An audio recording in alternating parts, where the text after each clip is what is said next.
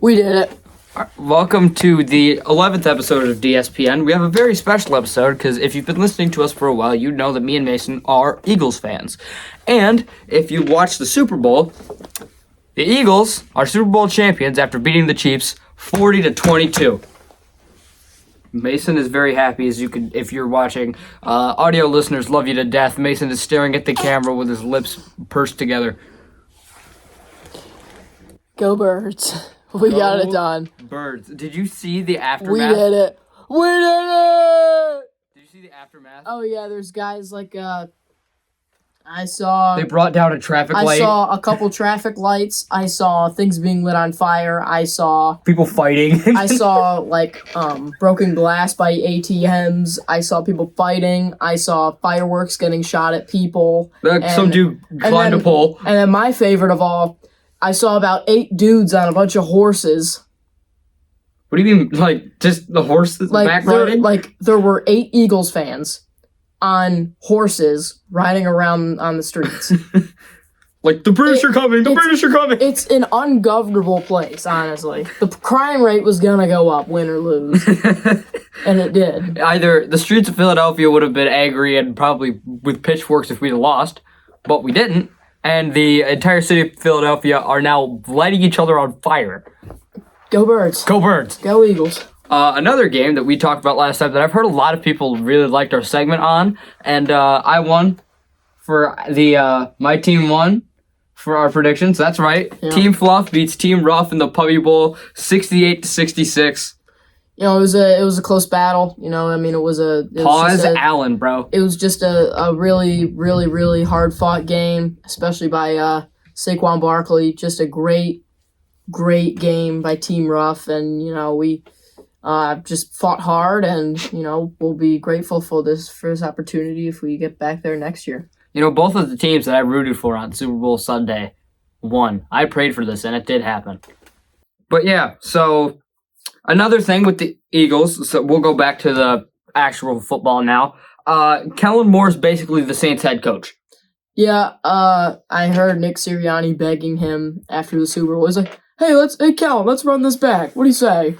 But it's basically set in stone. It's a done deal at this point. So I think he'll be a good head coach. I don't know. It's his first head coaching gig. And the reason why we won the Super Bowl is because all the veteran offensive linemen went into his office and said, yo, give Saquon the rock. Let's just hope it's not, let's just hope he doesn't do a Cohen in his first interview and go, Duval, in the most, stupid nerd way possible. Yeah. That was... Duval! He was so dumb.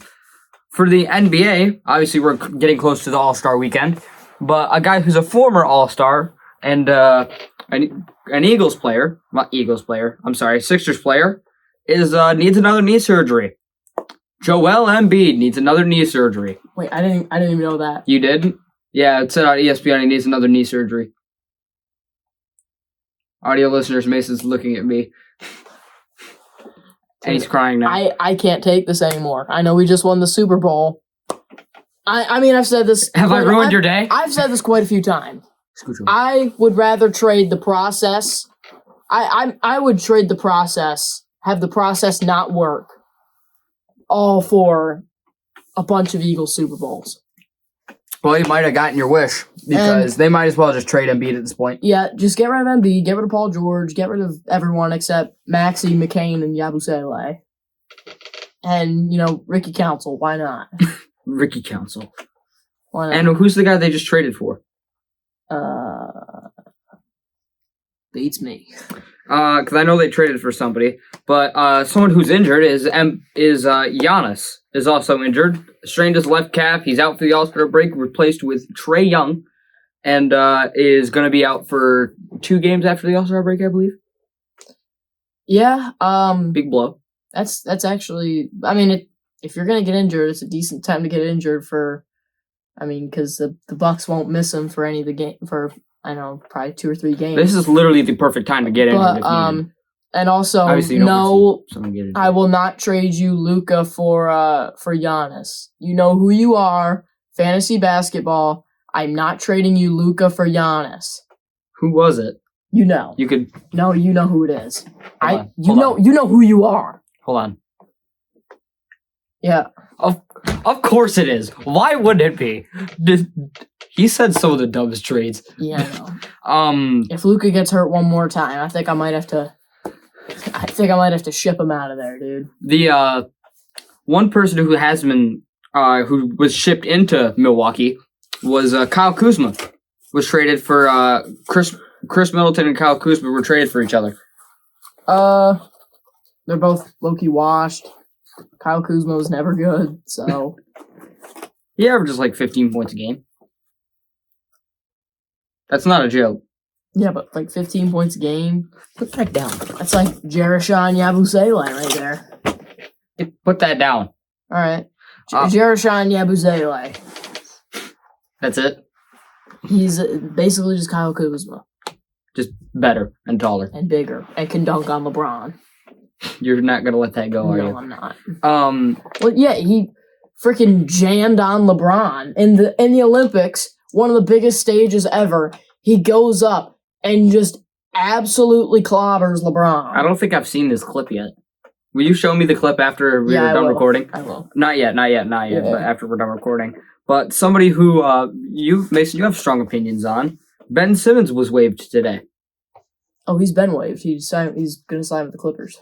Oh, I didn't know that. I thought it was just today he was waived. He's bummed. Next thing. He's bummed. He's good. He gets to reunite with James Harden. Trash. They're both Dude, horrible. in the offseason, I'm gonna get a notification. You know, I'm gonna open it up and I'm gonna see the Sixers are trading away Tyrese Maxey and Joel Embiid for James Harden and Ben Simmons. And then you're going to bash your head off against the wall, aren't you? And then I'm never going to watch the Sixers again. But a trade that did also happen, Jimmy Butler is a Warrior. That happened literally. We said that trade was next last week. Literally the day after we record that podcast. The day before it even goes up. That trade happens. And I went on my phone and I dang near broke that thing in my hand because I was so angry I didn't get that trade news until after we were done recording. What are you doing? Stop. All right, but I don't know what to think about the trade because I mean, he's old. He's getting older. He's on the wrong side of 30. He's not as productive as he used to, and he's not a locker room guy. And just signed an extension, so I don't know. But it will be good. It will be interesting to see how he and Curry will be on the same team. Him and Curry on the same dominant team. Players. Like, this might have been the greatest team ever in 2019. Yeah, but it's not 2019. And the greatest team ever was the 2019 Sixers. So was it, Mason? Yeah, it was. No. Yeah, it was. No. Yeah, it was. It was not. They were going to win the NBA championship that year. Okay, it doesn't make them the best team ever. No, they were easily going to win it that year. Yeah, but it doesn't mean they're the best team ever. Yeah. I can name 2 teams better. They can't. Yes, I can. They can't. The Warriors that went 73-9. The Cavs that beat that team. And the Bulls that went 72-10. Don't give me that. You know all 3 of those teams are better. You know it. Don't shake your head, no. Stop it. Stop. Don't even. Stop shaking your head, no. Hey, it's not my fault that, the Sixers... You're wrong. It's not my fault that the Sixers should have won the NBA championship with, Raul Neto and, Mason, you're wrong. Yeah, I'm sorry that Raul Neto's good at basketball and you're just bad that, You calling Raul Neto better than Michael Jordan? Yeah. I hate you. I'm sorry that Zaire Smith was going to get a ring. I think he was traded by then. Well, I think he was traded. Why are you staring at the camera? You made me think that the camera was off. Zaire Smith was not traded at the time. He was just bad. The trade deadline for the NHL is also soon. Mason, what trades do you see happening at the trade deadline for the NHL? I don't know. You don't have any trades that you see, like the rumors that have been around? No. No? No, not really. It's like when you show up to class and, you didn't do your homework, and then the teacher asks, Hey, Mason, what's the answer to this question? He's like, I don't know. I didn't do it. Okay. All right, well, moving on. Stop putting the thing down. Okay. All right. But with the Four Nations face-off being soon, you have any predictions? America. America? Is that your genuine prediction, or is that just saying that because you're American? The Canada power play is maybe the greatest power play unit that I've ever seen on the ice. It is genuinely the best I've possibly ever seen. It's like Makar, McDavid, Crosby. If he plays. It's insane. Because I know Crosby says he plans to play in the Four Nations face-off. The one question, though, is goaltending for Canada. Who's their starting goaltender right now? Aiden Hill. I have him on my fantasy hockey team. Yes, but the I U.S. dropped him. The U.S. and it's Aiden Hill and it's Jordan Bennington. I don't even know the second guy, do I? Yeah, you do. The Blues. Oh, yep. But the USA is loaded on goaltenders, especially like Connor Hellebuck. Yeah. Can't go wrong with Connor Hellebuck. Connor Hellebuck and I think Jeremy Swayman. So really good goalies. Yep. So you're saying Merca? Yep. Not Sweden or Finland? Nope. So onto the MLB. Pete Alonso resigns with the Mets, 2 years, $30 million. Took him long enough. Jeez, Pete, come on. What, was he taking forever? Yeah, it took him forever to make a decision just to go back. Where was he looking at? I don't know. Probably McDonald's. Is he still any good? Yeah, He did have a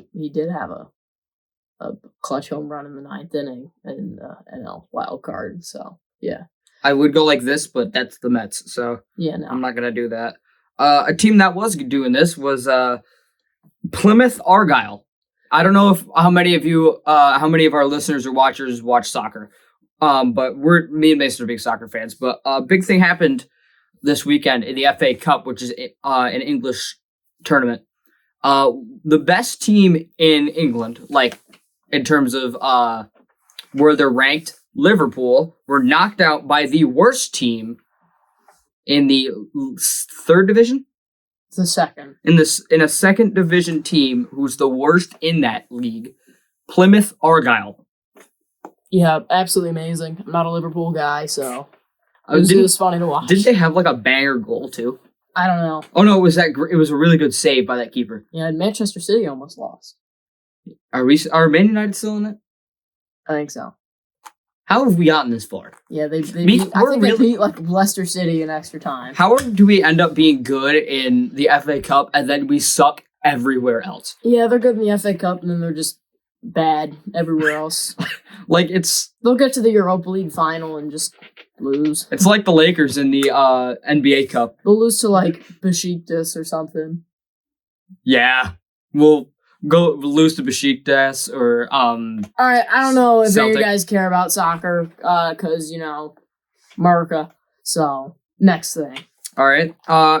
This is one last announcement before we go to the player game and bum of the week. As I rip this off, there will not be a podcast next week, but we will have a surprise for you at some point during next week that me and Mason are really excited to do. So before we end this up and wrap it up, player and bum of the week, because we all know the game of the week was the Super Bowl. Yeah, that's undeniable. Player of the week, Jalen Hurts. Jalen Alexander Hurts, who is enjoying his time in Orlando, Florida right now. Did you see the video with him and Mickey Mouse? Yeah. He can finally show emotion now. He doesn't have to be so locked in all the time. So I'm gonna give my player of the game to Josh Sweat. He killed it. He had at least 2 sacks. I think he had 1.5. He played out of his mind last game. I really hope they re-sign him. And then bum of the week, whomever's the defensive coordinator for the Chiefs. Well, I'm saying Steve Spagnuolo got absolutely overpowered. The blitz that he always runs, it worked against Buffalo, and it's worked every game this season.